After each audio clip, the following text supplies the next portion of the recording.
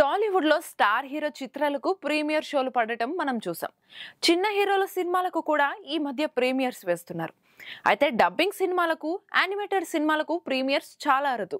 కానీ ఇప్పుడు ఓ యానిమేటెడ్ సినిమాకు తెలుగులో ప్రీమియర్స్ పడుతుండటం టాక్ ఆఫ్ ది టౌన్ గా మారింది. Hollywood production house Walt Disney నుంచి వస్తున్న latest movie Mufasa the lion king కి ఇండియాలో మంచి క్రేజ్ నెలకొంది. ఈ సినిమాను పలు ఇండియన్ భాషల్లో గ్రాండ్ గా రిలీజ్ చేస్తున్నారు.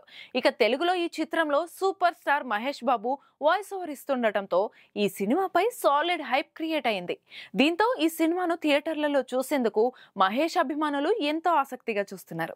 ఈ క్రమంలోనే ముఫాసా చిత్రాన్ని డిసెంబర్ 20న గ్రాండ్ గా రిలీజ్ చేస్తుండగా సుదర్శన్ 35mm థియేటర్లో ఈ సినిమా ప్రీమియర్ షో ఉదయం 8 గంటలకు ప్రదర్శిస్తున్నారు.